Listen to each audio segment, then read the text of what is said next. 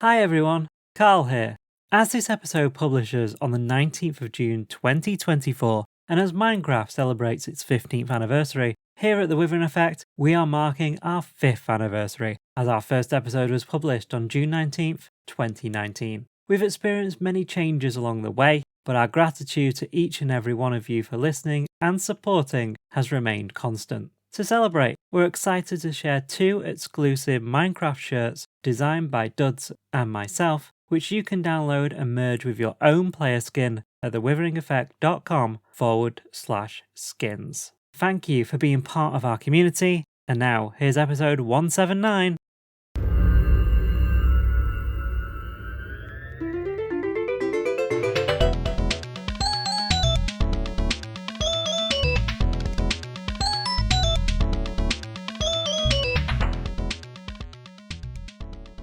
Hey everyone, welcome to the Withering Effect episode 179. Today's date is May 18th, 2024, and I am DuDs, or DuDs Versus, known to the rest of the interwebs. And with me, we have a special co-guest, Hi Hopes. Hello. How's it going, man? Oh, it's fantastic. This is years in the making. I have waited for this day. It's come, and I don't want to get your hopes up too high. We're just going to be a couple people hanging out talking Minecraft. Sounds great to me. How you been? What have you been up to lately? I've been good. As far as playing in Minecraft, the wife and I play on the same server I help run as well. Mm-hmm. And so we got this nice, like 2-story traditional style house, and then in the back of it, there's a little pond. So we've been setting up pens to kind of be like a zoo thing. Nice. And so we've got some pandas and some parrots back there. I think turtles was the last thing we worked on. The idea is to eventually have just a variety of different Minecraft mobs in like their own custom biome. I've loved that idea. Like, I've always wanted to just do a Minecraft zoo. Mm-hmm. Customize special pins for every single mob in the game. Yes. Seems like such a fun idea. Yeah, I see, like, there's the mods where it's like designed to do that, and they build like an actual zoo. I'm like, I don't know if I want to play a mod that's the whole point. Yeah. But I want to have my collection. Exactly. That's how a lot of Minecraft players play, is just collect all the things. Yes. Like we were talking pre-show about like trading card games, and that's me, you know. Mm-hmm. In Skyrim, I'm always over carry weight. Any game that has a carry weight, I hate. Because I gotta grab everything. I don't care if I don't use it. I need to have it tucked away in case I ever do need it. I mean, that's the one thing I didn't like about Legend of Zelda Breath of the Wild, was the durability on the weapons. It's like, I can't use this weapon. I might need it later. Yup. Dungeons. Oh, I was so terrible about it. It's like, I don't want to let this go. I know I'm way overpowered for this weapon, but it's cool, so I want to have it. Yeah. I've been meaning to pick Dungeons back up and play it. I love Dungeons. Yes. I know recently, some people say that Minecraft, Mojang needs to stay to Minecraft. Mm-hmm. I want to see them keep iterating. Like Dungeons, I'd love to see. Everybody talks about what's Minecraft 2 going to be. No. Keep updating Minecraft. Minecraft has a great system, but I would love to see a Dungeons 2. Yes. A whole new storyline, whole new set of updates. I will pay full price. Give me the season pass. I don't care. I don't care. And the best thing is, like, with the 15-year birthday celebration of Minecraft, Dungeons is like half off. Yes. So if you've not played Dungeons, you can get it real cheap right now. Exactly. I think Legends, it was expectation, but I'm glad that they're still experimenting. I don't want that to stop. Yeah. The first trailer I saw from Legends, I went, that's not the game I'm going to play. It was just I also have a thing about cell shading. Like, Breath of the Wild kind of pushed that cell shading animation for me. Like, it's okay. But Legends, that cell shading was hard. And it very much hurt my eyes. I was like, nah. Yeah, I can get that. For me, it was, people compared it to like Age of Empires and games of that nature. And that got me excited. Mm-hmm. And it's just a little too different. I think if they did it like Dungeons is very much a dungeon crawler. Yeah. It's just set in the Minecraft theme. That's what it is. I think if they do something like that, that would be a lot better. Keep the genre until you find that new secret sauce, the next Minecraft hype thing, and just put it in a Minecraft world. Yeah.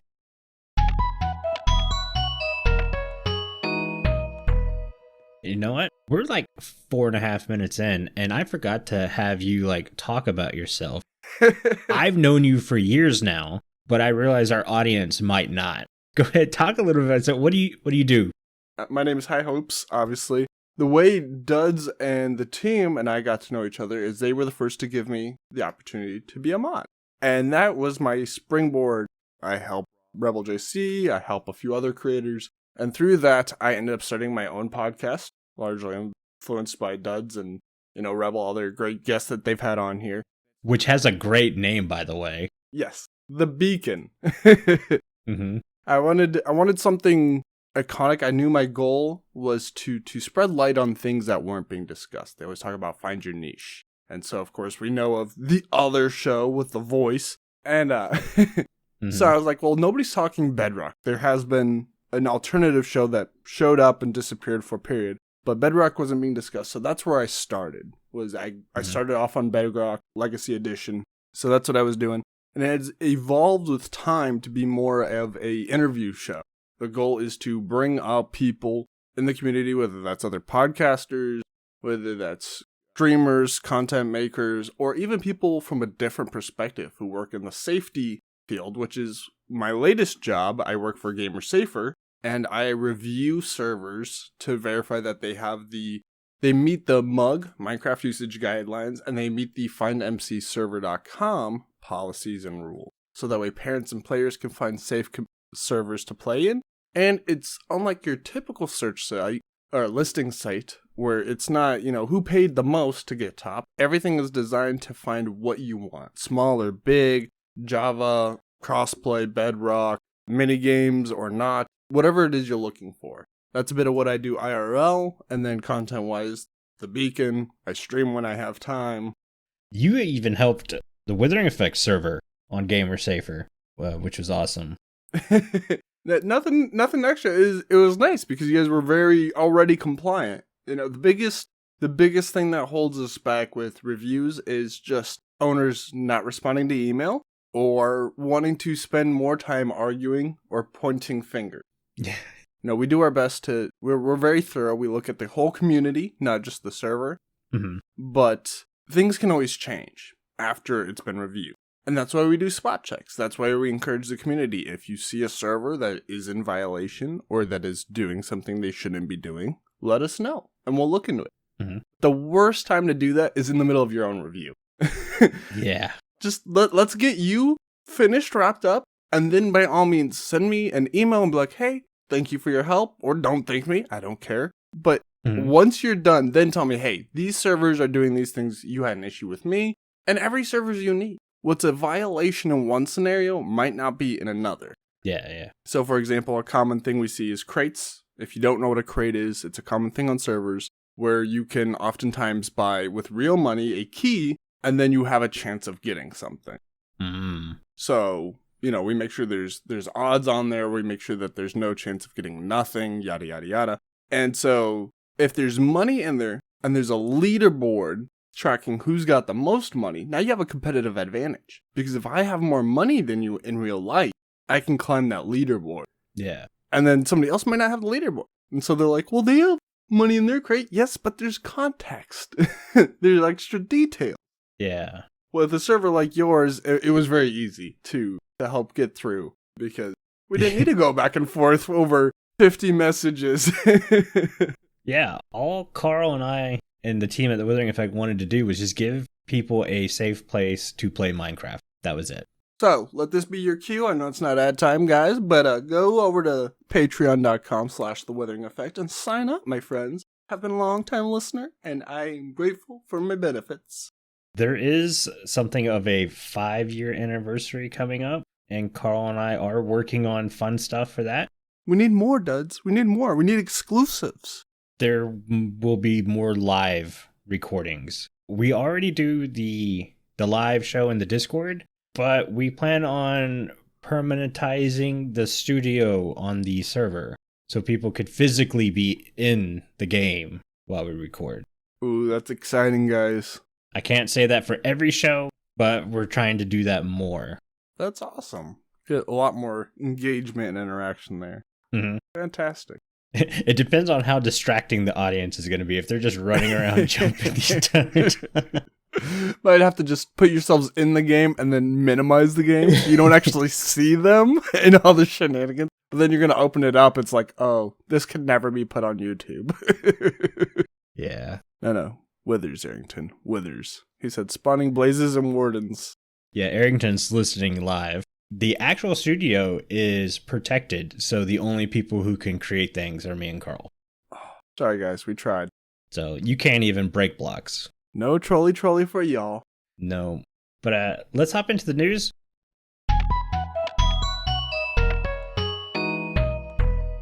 Like we said earlier, Minecraft is turning 15 years old. Woo! So that's crazy. And the Withering Effect is turning 5 years old. It's even crazier. But yeah, Mojang has decided to give out gifts like every day for the rest of the month. Some of the early things we've seen now are 3 different capes. You have the birthday cape, which is a green creeper cape. You have the TikTok cape, which I think is a gorgeous cape, by the way. It's a black creeper with some red and blue, the TikTok colors. And then you have the Twitch Love cape is what I'm calling it because it's got the heart on it. It's the only one that doesn't have a creeper face. So you've already expressed you're a big fan of the TikTok one. I've heard that a lot. Personally, I am quite partial to the Twitch cape. Mm-hmm. Because for me, it serves a double purpose. I can't wait to go onto a server and have people who don't realize this happened think that that's part of my official uniform. Because Gamer Safer's colors are purple and white as well. There you go. So it's just like, chef's kiss. So perfect. Yeah. I like the TikTok one, but that's the one I probably won't end up with because I don't have a TikTok and I'm not signing up for TikTok to get a cape. I had tried the other day. Somebody had sent me a link and I couldn't make it work. I don't know. Maybe I did get it and I just didn't realize, but I couldn't figure it out. I don't care enough. It's not my favorite cape. I'm good. Yeah. And I was actually just doing that before we started. Had a stream playing. I'm like, oh, yep, got my code. Let's go. Yeah. That was what happened. I was watching, I forget who it was on Twitch, but I was watching somebody and then the little mail icon lit up and said, oh, you've got a cape. And I go, what the heck is this? And then I saw on Minecraft's website that they were giving away a Twitch cape. So I was like, oh, I didn't even know this was a thing till I got it. And of course, I did all the steps to activate it, and it doesn't show up in my cape inventory. And I'm like, oh, it's just for Bedrock, because it was in my Bedrock inventory. No, it's supposed to be for Java too. I think that it wasn't intended for Java. It was going to be a Bedrock only kind of thing. And someone went, guys, Java is still a thing. You have to make stuff for Java too.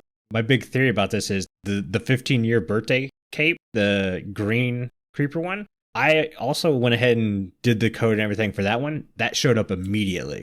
Yeah, I would love to talk to somebody. We've heard from the devs, a few of them, especially King Bay Dogs, former guest of this show, have been really awesome about giving their time and coming on and talking to people. I would love to see somebody more from like management backend come on a show. Yes. Whether it's a podcast, a YouTube show, I don't care. I just want to hear from that side.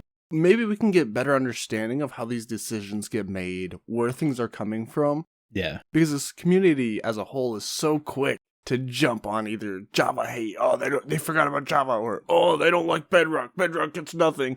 I'm biased. I love Minecraft. So it's always hard for me to know how much of this is just some corporate, person who doesn't really have a love for the game. How much of this is just we're missing context? I want to know.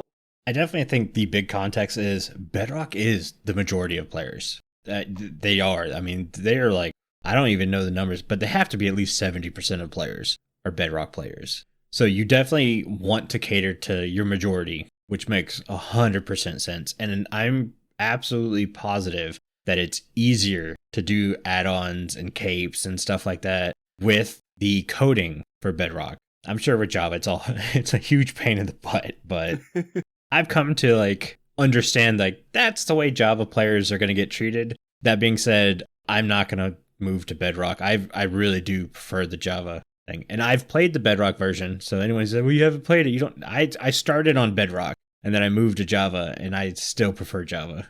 Same here. I started on Bedrock. There are aspects I prefer. There are. But overall, I am a Java player. Yeah. There are things Bedrock does better than Java 100%, but then there are things that I don't even want to say do better on Java. They just feel more comfortable on Java.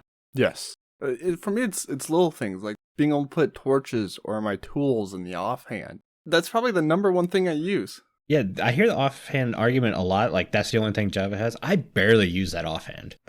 I'll put a shield or a totem in that offhand, and I'll forget about it. I won't ever use the offhand the rest of the time. See, I can't use shields because I've spent so long, and I'll still play Bedrock from time to time, especially if like the wife and I are doing some creative testing or whatever. So I'll put the shield in my offhand, and I try to use it, but I crouch. Yeah. And then I get blown up. Because in Java, you right-click to use your shield. In Bedrock, especially on a controller, you would crouch to do that. And so my brain hasn't remapped skills. I will teach you the secret. What you do is you get WASD program and then wire up your controller to act like a keyboard. And you just keybind everything like Bedrock settings. But I play keyboard and mouse. That is my preferred. I grew up PC gaming. My wife, however, she's like you. She loves the controller, especially for her arthritis. So she still uses a controller, even if she comes up and uses the PC because she loves the Java shaders. She's the controller player. I'm a... Oh yeah, there we go. If I can do a keyboard and mouse, yes, that's the mobile people. That's amazing. Yeah, those guys are they're crazy. Yep. Hats off to y'all. Nope, no way.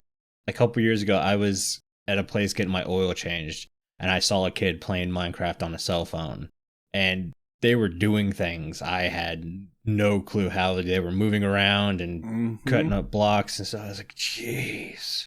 Yep. I don't know how you do it, but props. I think that version's on sale, too, for like $1.99 now. Yeah, 70% off. Wow. I almost want to buy like 3 more alt accounts just for whatever reason. Like, I don't even need 3, but it's so cheap. Yeah. Let's get into some more changes, because there have been snapshots that have been put out lately. Again, we're not going to cover every little thing that happens in the snapshots. When we moved from a weekly show to a monthly show, we kind of knew that was going to be the problem. So we're only going to kind of hit some of the big things. And most recently, there was a huge change to witch drops to kind of make up for the fact that raid farms were going out the window. Like, no, we don't do those anymore. Which I'm fine with. If there was anything that was OP in Minecraft, it was raid farms. I'm good with the raid farms going, and this witch change was huge. That being said, I already saw... Have you seen Tango Tech recently? Not the most recent, I don't think. So, before the witch farm thing was announced with the redstone, because witches are now dropping redstone, guaranteed every time they die, I think. He created a hero of the village farm, and using 200 clerics, because clerics will throw redstone and lapis at you for hero of the village, he can move himself between portals to reset the timer. So he's getting like 8,000 drops an hour of redstone and lapis. That is awesome. So he had come up with a way to get around the raid farms. Nice. See, that's a detail right there that I always forget about, because when I experienced raids for the first time, it was on Bedrock. And Hero of the Village, you don't get tossed anything unless something's changed. Wow. So I would always forget that that's an aspect in Java, that they will toss you stuff. We just got the discounted pricing. Yeah, no, they toss stuff. The next thing, no mobs in the trial chambers. I think this was intended from the get-go, and it was just bugged a little bit. So it's going to be like the Deep Dark, where no mobs are attacking you except for the Warden. No mobs in trial chambers except for the ones that spawn in the spawners. Have you experienced those much? Nope. The trial chambers are not a structure I'm like, yay, let's go visit. And it's kind of like the Deep Dark. I have no urge to visit the Deep Dark. Swift Sneak, I think's okay. If I'm going to go to the Deep Dark, I think what I'll end up doing is going there to try to pacify it and lighting the area up and maybe like make a base out of it. Yeah. But as a game mechanic, I've not liked the new pathing that they've come across, where we're going to put a structure somewhere so a player has to go explore to get stuff. I've never really been a fan of that mechanic. I get like you have to do that. You have to do exploring to spread your resources around and stuff like that. But It became like, oh, there's this great new enchantment in the game. We're going to put it in a structure villagers can't do that anymore. Or they can't do that enchantment anymore. I'm curious with the trial chamber, is it big enough to have like a mob-free base? To me, that's the biggest reason I would ever want to go build in these locations. Mm-hmm. Is if I can control, like, remove all the sensor things that call the warden or the spawners in the trial chamber. Could I have a mob-free base? Like, that's the number one thing I hear people wanting. Oh, let's make a beacon give you a buff for mob, a radius mobs won't spawn. Mm-hmm. So I wonder if that would be an alternative to the Mycelium Island. I definitely think so. It all depends on how you build. We had that tenure of just mega bases. Mm-hmm. And I think those are way too big to do something like that. But I used to be a huge driver of I want a beacon effect for mobs to get rid of them or even draw them to it. But with the lighting changes, I'm not seeing mobs as much of a problem anymore. I really do think moving the light from 7 to 0 was really good. Yes. It's a lot more intuitive. It makes it easier. You don't need to do the torch grid. Mm-hmm. Hello, everyone. My name is Dr. Disappointment, and I'm here to ask why you haven't joined the Withering Effect Discord. It's the perfect place to meet and hang out with fellow Minecraft players. Meet the lovely people who worked hard to bring you this show. Share your ideas for future podcast topics, and share your Minecraft builds with the community. Why not join today? You can find a link in the show notes. With the trial chambers also came changes to the mace. There were a lot of people, I don't want to say crying because that's a thing, but they did not like the changes to the mace. The mace didn't seem like a weapon I would particularly lose. I like the fact that there was a new weapon in the game. We really do need new, interesting weapons. But when I'm under attack, I'm a scaredy cat. So when I get mobbed, having that sweeping edge is my favorite enchantment. So I can hit more than one mob at a time. Mm-hmm. And most of the times, I won't let them get that close. I use a bow. Being able to chain hits with a mace in survival Minecraft is really not up my alley. So I can see PvPers really liking this thing, but yeah. Like you, I'm not much of a PvPer. I definitely don't do much minigames. Mm-hmm. I'm curious how often, is jumping from a high up distance really an aspect in minigame map? Or is this going to become something? I think so, because the critical hit is huge in PvPing. Yes. And I know there's enchantments where you can, when you perform a critical hit with the mace, it'll lift you into the air. So you can perform another critical hit, which will lift you back into the air, which you could perform another critical hit. So the ability to chain hits with the mace is a real good skill to reward mechanic.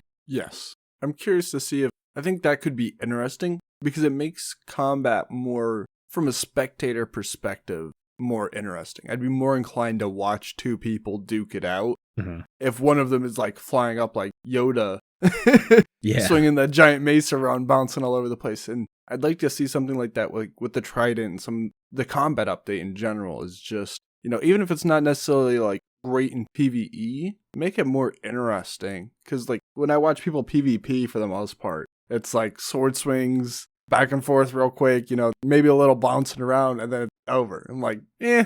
Yeah, exactly. MCC is such a big thing, and obviously there are more minigames than PvP or any aspect of that. Mm-hmm. But I never got into that side of Minecraft. Yes. And maybe with more interesting, I've tried watching MCC a couple times, and there are some events I actually really like. But if we could adapt the PvP game in Minecraft a bit more, maybe visually it'll be more interesting. Yes, that's what I'd like to see. If you can't get me into it as a competitor, it's just, if I'm a compete, I'd rather do a first person shooter. Mm-hmm. But maybe you can make it where it's a spectative sport for me. And I think MCC, things like that's going in the right direction. It's just not there for me. Now that's bad. It's just, it's not my cup of tea. Yeah, I mean, that's the same way I am. I really like, was it Dodgebolt at the end? I think that's a great finisher.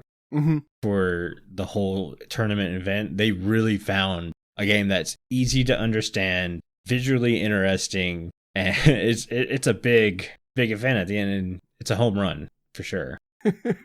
Yeah. Aerington's talking trash in the chat. I see how it is. I'm curious if my opinion will change down the road, because I'll throw out the disclaimer that I used to laugh at my son for watching Let's Plays. Mm-hmm. I'd be like, why are you watching somebody play a video game? That's so dumb.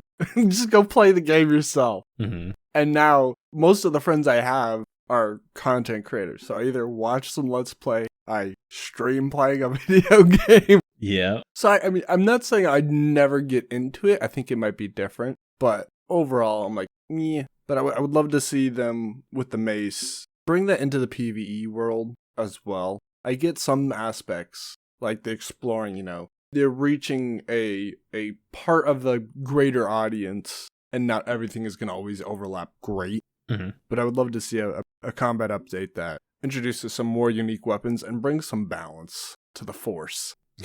Yeah. Maybe like put the Force in Minecraft. That would be nice. I would love to see a magic overhaul. I would too. I think that's what you should focus on in PvP is the magic aspect. Not just that, but I'd like to see it in PvE as well. Like, make potions more worth my time. Mm-hmm. I use them because my wife likes that aspect. She likes making the potions. So I'm like, okay, if you're going to make them, I will use them. Right. But for me, if it's on my own, unless I'm going like Ocean Monument, I'm not going to use water breathing. Nope. Unless I'm going to the Nether, I don't use noob juice or fire protection for those who aren't familiar with the term. Slow falling, I don't ever bother with. I like the speed potion, but I'm not going to take the time to keep making them, so it's worth my time to have. Mm-hmm. But if I could, like in Bedrock, you can put it in a cauldron, and then let me take like a staff and infuse X amount of charges by absorbing the cauldron potion into my staff, or something like that. Like, that would be awesome. Let me throw fireballs, or Yeah. jump really crazy high, and then switch to the mace and come down. Like, give me some combos, give me some magical aspects I can really play with. I mean, right there, you did just point out putting potions in a cauldron. Java can't even do that yet. Yeah, let's get some parity, guys. I know you got a whole team working on it. Let's speed it up, please. I was thinking about that the other day, the parity, because I've definitely wanted a parity between both sides, so no one can say, well, this one's better than this one, and all that kind of stuff. Mm-hmm. But I was like, man, it is kind of cool that if you don't like a certain version of Minecraft, you can go play another one. That's what mods are for, and data pack. There is that too. The base game, another show I'd listened to for quite a while before they pod faded, really stressed that. They both hosts really liked, they're Bedrock creators, and they really like that there are those differences. And I get that perspective of, if I don't like one thing, I can go do the other. Then let's make it toggles, okay? If you love the fact that there's only set things you can put in your offhand, make it a toggle. Make it a server toggle. Mm-hmm. Make it customizable. That's the beauty of Minecraft, I think, at its core, is the ability to play how you want. Yep. If some aspects want to be retained, great, let's do that. If we can find a way to put a button for quasi-connectivity, let's do it. Let's have a button. Yes, quasi-connectivity works. No, it doesn't. I'm sure that one's probably ridiculous. Like, hopes you don't know what you're talking about. You're right. I can do a hello world in Java. End of story. No further. So, no argument there. I have no idea the complexity. But more of these things, I'd love to. Don't take it away from one community or the other. Give the option. Foreshadowing. Just gonna throw that out there. But yeah, so changes to the mace. We also got 3 new music discs. 2 of them were Lena Ray. She came back. Lena Rain, yes. And then it's really just one song. And then she has a music box version of them. And then the other, I can't believe I didn't write it down. It was Alex something. So I went ahead and listened to all 3. And then I went back and then I listened to all 3 in the same order again. They all 3 sound distinctively alike each other. It's not like they're all part of one song. It's just, they definitely fit a theme. I didn't like any of them. No? Per se. They're not bad. They just weren't my thing. And I want to know when the songs were written. Because all 3 songs feel like Christmas to me. Interesting. I don't know why. It's the middle of May. The first time I heard these songs was 2 days ago, and they all felt like Christmas. So I'm wondering if they were written during Christmas time, and that's kind of like I'm subtly hearing it in the background noise, but they all feel like Christmas carols to me. Maybe I'm weird. Maybe I'm just, my ears need to be chopped off or something. No. I haven't listened to them myself, so I can't comment, unfortunately. But I do wonder, like, you'll see in shows where somebody's like, writing something and they're humming. Uh-huh. And then you'll see like 3 scenes later, somebody else is reading it and they start humming the same tune. Uh-huh. I wonder if maybe there's something like that. Maybe you're onto something. They were writing it during Christmas and there was no intention of bleeding that in, but on some level. Mm-hmm. Oh, I mean, it could just be that the instruments that were chosen to be used for the songs are just instruments I hear mostly during Christmas songs. Mm-hmm. And that's why I'm associating it. But I do, and because of that, I can't get that out of my head, which means I can't visualize Minecraft while listening to this music. My mind is broken. My problem is I play muted. Mm-hmm. I know a lot of creators, they don't have the music on because they're going to Mm-hmm. overlay their own if they don't want it to chop. I play with no sound. What?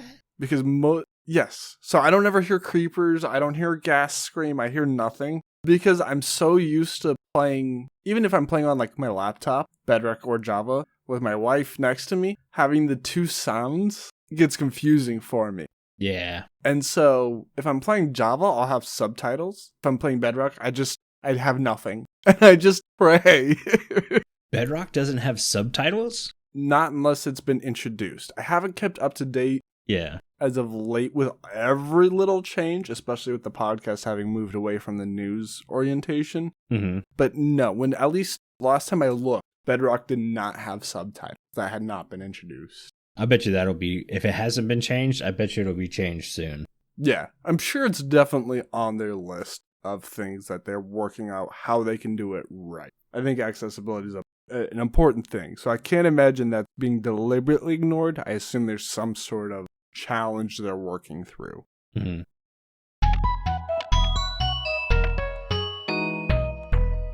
Let's go ahead and move on to the next part. Our last episode, we put some polls up for you guys. Our Spotify and YouTube polls were both pretty consistent. We asked you which of the new features you were most excited for, and overwhelmingly everyone chose the new Bad Omen, or the Raid Omen. I can see that. That's a really good feature. I love how they've made it, you have to intentionally call a raid. You can't accidentally call a raid, because those have really been a pain in the butt for multiplayer servers for a while now. I am excited for custom banner patterns. That's my personal one. And I think that was like, yeah, no one on the YouTube poll chose that one. But it was tied for second in the Spotify poll, so that's good. I would have loved to seen the banner patterns go higher. For me, the Omen effect, it's eh. Right. It's a two-way sword, like you said. There's no more accidental, which is definitely great on servers, especially if you don't know there are villagers around, because a lot of people keep them underground or in a building. So you might think you're fine, and then you accidentally get somebody's mobs killed. Yeah. Bedrock, they could spawn underground, which could be a terrible pain to find. Yeah. So that's a nice change. But I like having some degree of random threat. Again, I think the toggles are great. How they already had it where you could turn off the patrols. I think that was a great solution. Mm-hmm. I like having some aspects that can catch you by surprise. You didn't know that was going to pop up then. You knew it could maybe.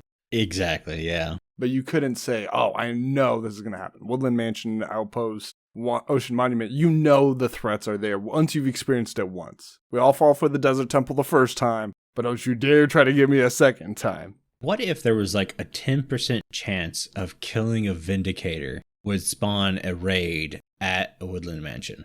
I think that would be awesome. I think that'd be crazy. It would put new danger into that. Yes. And I'd like to see the levels be used. Maybe like as you clear out a floor, the next floor gets tougher or something like it. Mm-hmm. That, or like the third final floor. Maybe there is a reward if you could do it in like a time frame. Spice it up. Like it's such a massive structure with such disappointing loot, especially now that raids exist. Like I know they're changing it, but you can still get your rewards. Well, honestly, other than totems, it was a pretty lackluster reward anyways. Yeah. I think there was a good bit of time where that was me and Jimbo's big gripe. It's like, yeah, all these new things, they're great. The reward system's not worth it. We're not going to go explore this thing. Mm-hmm. The best reward for Woodland Mansion for the longest time was getting a Vindicator and naming it Johnny and letting it kill all the mobs for you. Yep, you either got the Johnny, the Totem of Undying, or a cool base location. Mm-hmm. If none of those three appealed to you, then it was pointless. And even if you went the Totem of Undying route, you were still limited. You'd get 5, maybe. Yeah. And then you get the raid farm set up in the later updates, and now you have unlimited stock. You can't give the things away. Yep. And what's the point of going to the Woodland Mansion? Exactly. I really hope they revisit that and give it something truly unique to itself. It's such a cool structure. I hate that it's undervalued. Mm-hmm. It was funny, listening to Java players, they talk about how it's rare. If you were a console player, you were almost guaranteed one because of the map size. I've seen some where we'd have 4 Woodland Mansions on a single map. Wow. I always thought it'd be cool to do something really like combine them all into one mega compound. Yeah. But like that's the extent of the dream. Like, come on now. Gotta be better.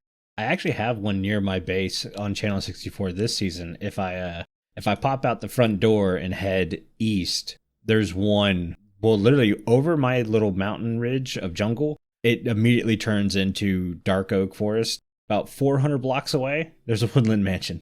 Nice. Very cool. I'd like to see that aspect fleshed out. More biomes with unique structures. I think that's a nice tie-in. Definitely.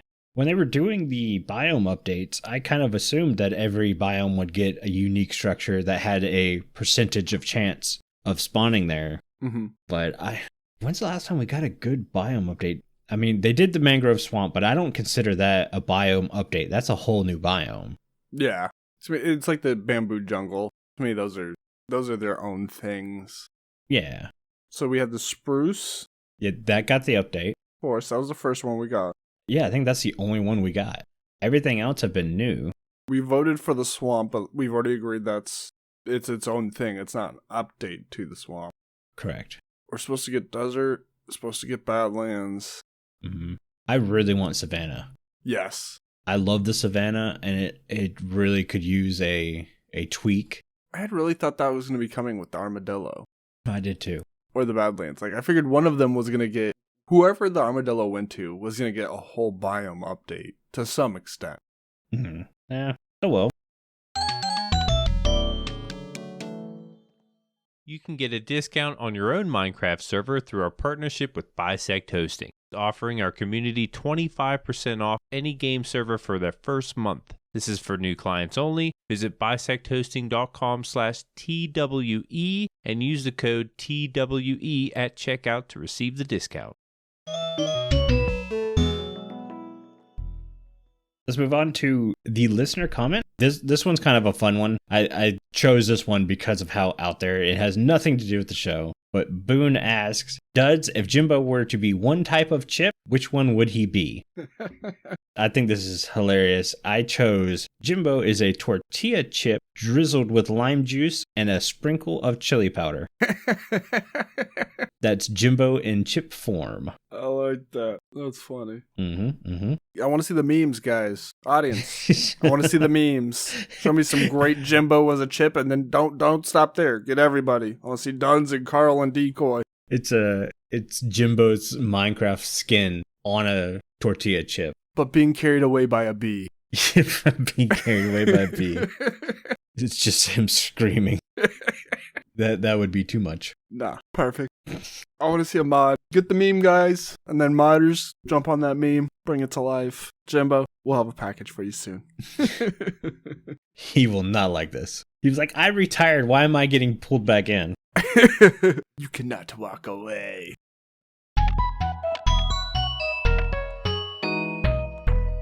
All right, for our main topic, this came from a tweet from Gas Powered Pick, and they had asked, is there anything in Minecraft that's so overpowered it comes to a point where it harms the game? And I've got my take on this, but I'm going to let Hopes say his version first, and let's see if we meet up. Absolutely. This was an interesting one. There's a lot of... First question for me, because I can be a bit literal-minded, is how are we defining overpowered? To me, overpowered means that you have broken the game. Okay. It is so strong or so beneficial that the rest of the game is hurt. And if I recall correctly, that's kind of what the image was asking, what's so overpowered that it's hurting things. My definition was pretty close to that. My definition was, what's something in the game that allows you to skip parts of the game? Okay. See, that would that's a different perspective on it, and that might change my answer. But if we ignore yours for a second, the skipping, and it's, like the original question said, so powerful that it hurts other aspects. People point to the elytra. However, I know players who have never been to the end, which means they've never even got there. Yep. A lot of players, even if they get one, then you need gunpowder to make the farm. Sugarcane, that's easy. Gunpowder, you can do it, but it takes a little bit more time and effort than a sugarcane farm does. Mm-hmm. You can't just plant it and boom, you have a manual one. Villagers, people talk about being overpowered, but villagers, in my opinion, are only overpowered if you have a trading hall. Mm-hmm. And then you need the farms to supplement them. So what I'm getting at is, with all of these things, it's either a rarity thing, like golden apples, netherite. You have to really grind to get them, or you have to get lucky. You can't mass produce. You don't produce you don't produce ancient debris. Sorry, you do produce netherite, but you don't produce ancient debris. With the other ones, you have to have the infrastructure. Mm-hmm. So to me, that's the trade-off. I don't think anything in Minecraft is overpowered unless you choose to play that way. If you just decide that you're going to go sidecraft in a single-player world and build all the greatest mega oomph farms, and you have no interest in building, well, then you've killed the game for yourself. You have taken away every reason for you to continue playing once you've built all the farms. I love farms, but for me, it's I don't want to have to grind. So the mega gunpowder farm, the mega villager trading hall, that's so when I die, I can go get re-geared. I'm not spending time redoing content that I've already done. If I have the mega wood farm, I don't need to go chopping trees. I want to go build a log cabin. I go grab some wood. I go build my log cabin. So I think as long as you play the game to the way you want, nothing in Minecraft is overpowered. Oh my god, I sat here the entire time with a smile on my face.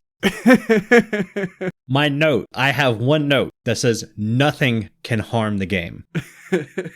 It's literally about how you play the game. If you don't like something, if you think that harms your gameplay, you can just not play with it. Mm-hmm. There's so many players who do that, and it's very interesting to watch other people play the game, how they like playing the game. Mm-hmm. Because I might not play the game that way. I watch a ton of creators who I'm just like, I would never do that. Yeah. But it's exciting because it's different. And you saw a lot with Hermitcraft this season, how late in the game they got elytras. They really wanted to stay boots on the ground for a long time. Mm-hmm. I'm with you on the villager trading halls. Yeah, the trading hall itself can be considered overpowered. Don't build one. Yeah. Or if you do, don't build the farms to mass produce emeralds. Don't get a raid farm.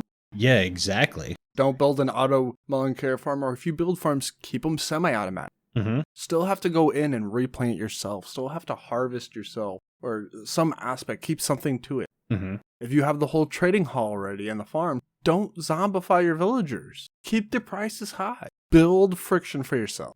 I've only zombified villagers once and then realized, this got a little too easy. And I've never done it again. I like building my automatic farms to a smaller scale. Mm-hmm. And that's kind of how I regulate my overpoweredness, where it's like, well, yeah, it's an automatic farm, but it doesn't produce at such high levels. It's considered infinite. Yeah. My wife, she hates the automatic farm. She's like, well, just play creative. That's one of the fun things about playing with people in the house, is because we're very different play styles. Uh-huh. She is a builder and an explorer. She loves that aspect of the game. She loves going seeing. I like seeing the stuff, but if I'm in the project, I don't want to go running off. I don't want to have to, if I'm gonna go running around, I want to have nothing going on. It's a free day, no project I'm in the middle of. Mm-hmm. Then sure, but for the most part, no, not my cup of tea. I want to stay in my base. I want to build my farms. I want everything coming together. And once all that is done, we can go explore. We can go build. Because at no point am I gonna have to pause to go collect resources. It's all there. Yes, home buddies. Yes. And so she's like, well, just play creative. Creative is not the same. Not the same. It is not. In creative, you have unlimited access to everything. Infinitely, from the jump, no work is put in. I compare it to if you have wealthy parents who have a established income source and you're born into that. You didn't work for it. You didn't earn it. You didn't study for it. Mm-hmm. You just from jump one, easy street in that direction. Yeah, rich people have their own problems. Not the point. Point is from that perspective. But if you went to school or learned a trade and you built up your business to the point where you are, that multimillionaire whose kids will have easy street. You have put in the work. You have built the infrastructure to support that. And that is the difference. Plus, you can still die. You can't die in creative. Yeah, I see my game style as a problem solver, puzzle maker. Mm-hmm. So like building farms and stuff, it's all puzzles to me. Mm-hmm. And how can I get this puzzle to move in the correct way to produce a product I need? And I very much am on that. And we're sitting here talking, and I'm realizing the only thing that can be overpowered to hurt the game is your knowledge of the game mechanics. If you know the game mechanics so well, you can build these obscene auto-producing farms, or you can go exploring to like the buried treasure trick where someone can look at the F3 screen. I think it's F3, yeah. Mm-hmm. Can look at that screen and know exactly where to dig down to get to the buried treasure. That's game knowledge that is just up there. I go looking for buried treasure. I'm still digging up half the beach.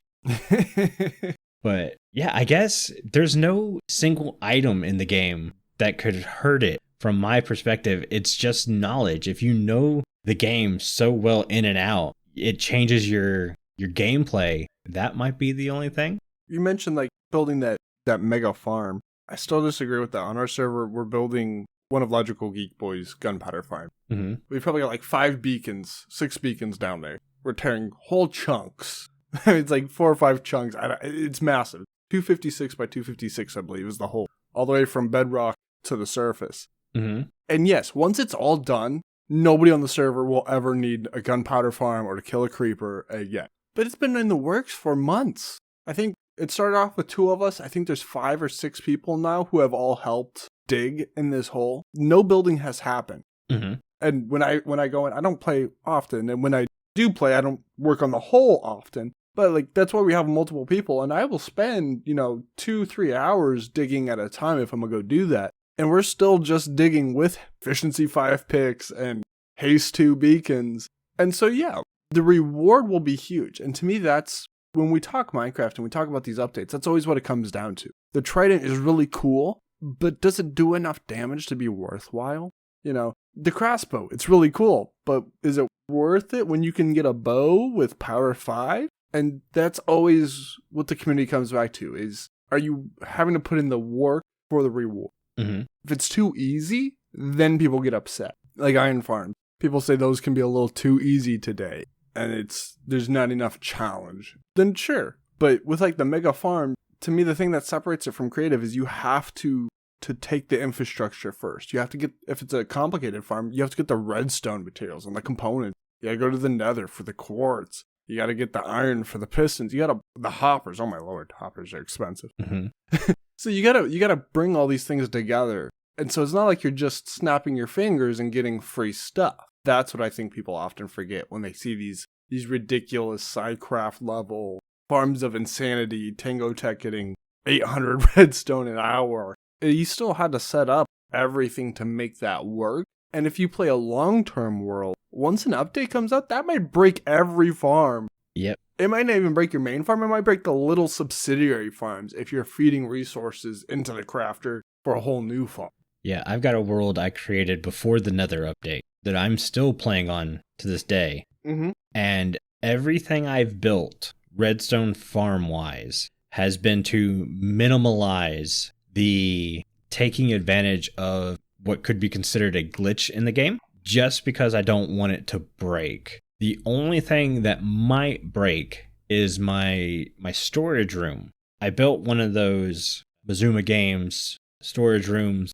Mazuma's been on here. He's a real nice guy. Mm-hmm. And it's not one of the newer ones. It's one of the older ones. And looking through the redstone, I didn't see anything that was taking advantage of a certain game mechanic that could be patched out at a later date. So I think this version is the most quote-unquote unbreakable version. Yeah. As is. But if for some reason it does have something in there that gets patched out and it breaks that whole thing, I think I'm finally just going to go do a new world.